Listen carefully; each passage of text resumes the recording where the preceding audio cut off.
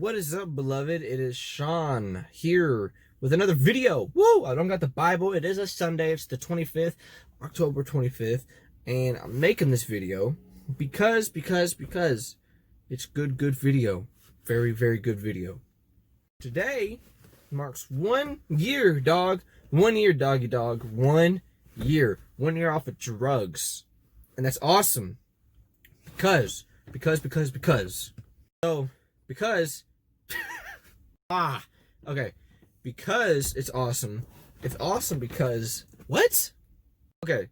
So as you know, born again, love Jesus, I'm loving it. I've been attacked strongly to the point where there's a bunch of family members that I've told to try to share this experience with, and they don't show affection towards it, which, okay, I've been kind of a stinker, honestly.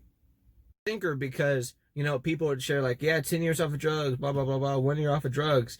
And I'd be like, well, honestly, you know, you shouldn't be proud of that because y'all shouldn't have done drugs in the first place. But now, since I've been a year off of drugs, it's kind of a blessing. And kind of feel bad now for saying stuff like that because you know, I didn't realize how hard it was to actually just like stay off of the addiction.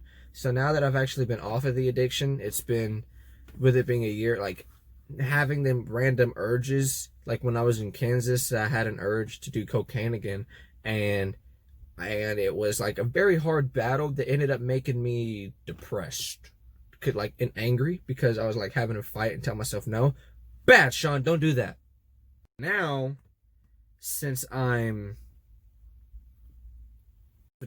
like clear off of it, and I've been like I actually leaning on Jesus to help me, it is crazy because I went on this whole battle, this whole fight of saying I don't need Jesus to live, and then now it's just like, wow, I actually need Jesus to live. And you know what, you might call me stupid, you might call me crazy, whatever, don't care, dude, really do not care, because you know what, just be happy I'm off of drugs. You know what I'm saying? Like, that's what I have to say about that. Like, you know, if you don't want to believe in Jesus, you think whatever you want, you know, that is your personal decision, and I'm not going to hound you for it. I'm not going to down you for it, but do not down me for believing in Jesus, especially when it's keeping me off of things that you or me cannot keep me off of. You see what I'm saying? It's the fact that me believing in Jesus, having faith in Jesus, whether you don't want to believe in him or not, I believe in him. I can feel him. I know he's real. I'm not just saying this because other people say it.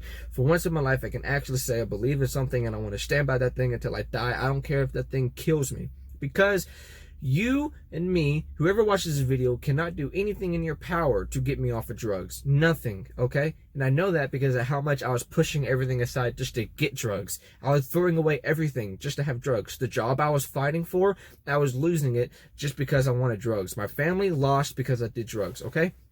Nothing y'all could have done, nothing I could have done to get me off of drugs. In the moment I was like, you know what, Lord, I cannot do this anymore, and I gave my life to him in Texas when I was driving back up to Kansas. Ever since then, it's been a very easy fight against drugs. I haven't really been worried about it that much, really, honestly. It's just been other things that I've been attacked on that's like made me kind of depressed and sad, because you're going to get attacked as a Christian. You really are. And you're going to have urges and stuff, you know. But for some odd reason, drugs just has been an issue, and drinking has been an issue ever since July 7th this year, when I got rid of smoking, like nicotine. That hasn't really been an issue. I think I've had like a couple urges since then. I'm not saying I'm a perfect human being that doesn't get tempted. No, I get tempted, but it's just it's just not hard for me to go, nah, and just throw it away and never think about it again. Like, I've had other urges, yes, but with those things, I haven't typically gotten bad, like, urges, like bad ones. So that's good. And so it's just good to know that, like, now I've been a year and it feels good to know that I'm sober. Having the issues that I do have from doing the little bit of drugs I was on, it makes me not want to do drugs again. Because now I'm just now getting strength back a year later. Just now getting strength back. Now, I tried earlier in the year, but it was just hard. Coming to find out, I also got asthma, so that happened. So it's just really hard for me. It was really hard for me to get my strength back. I was a twig, and I thought I had muscles, dude, last year. I sit there, excuse me. I was just sitting there looking at myself, and I'd be like, yeah, I'm a sexy beast. You know? And then I look back at myself now, and I'm like, oh my gosh, I was skinny. I look like a freak, you know? I'm not trying to be mean, but I look like a freak, dude.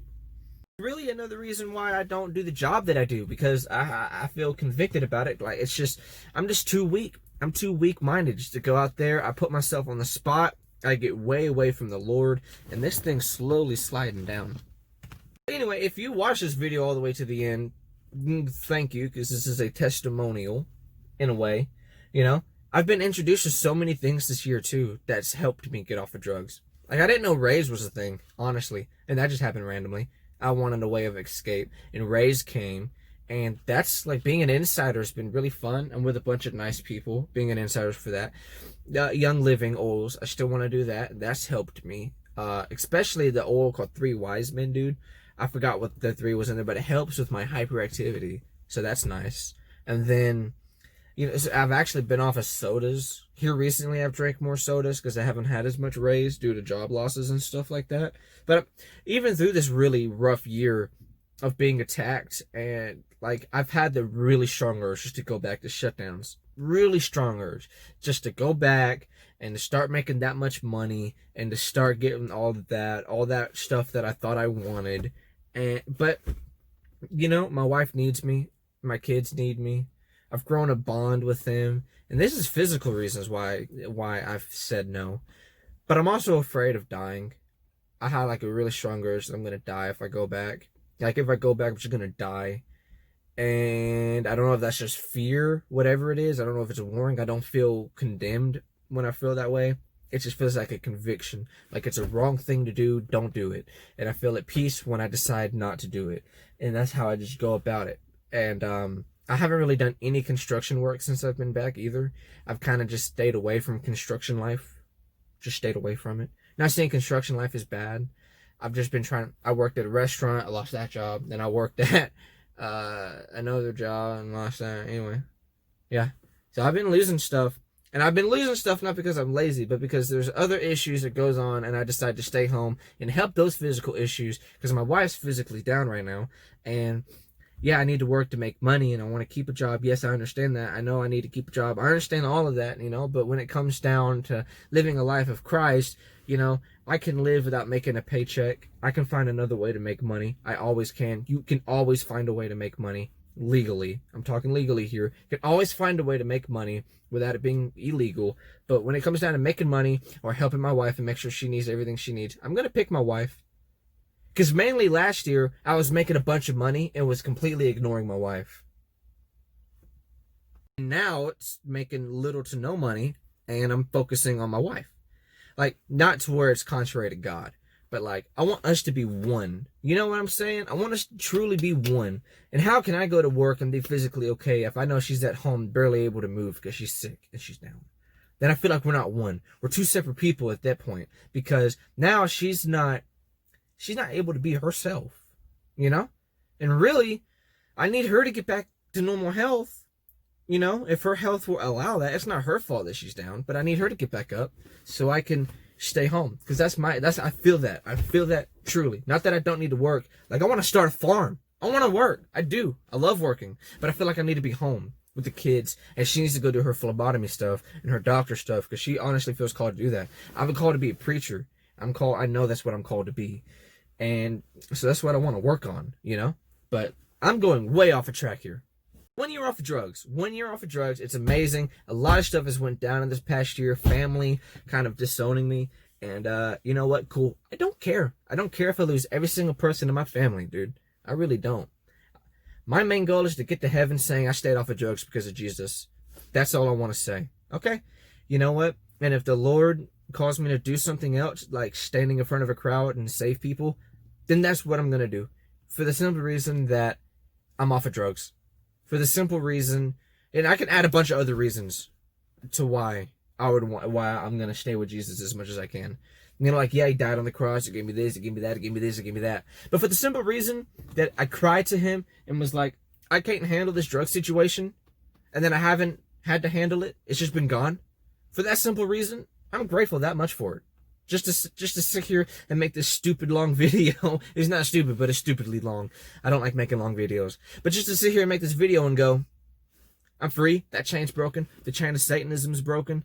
The chain of so many things that I didn't realize that were there is actually broken. I haven't thought much about an ex. I haven't thought much about this chick that I fell in love with when I was 10 that completely abandoned me. Right now it's the first time that I've actually just said it, because I'm confident and able to say that that's gone. Drugs, alcohol, nicotine, it's all gone, dude. I barely think about it. Other things I have to deal with, but those simple things are not going to make me go, Lord, why? And I haven't spent as much time with the Lord as I have in these past couple of days. But today is a year off of drugs without me trying anything. Just me saying, Lord, take it.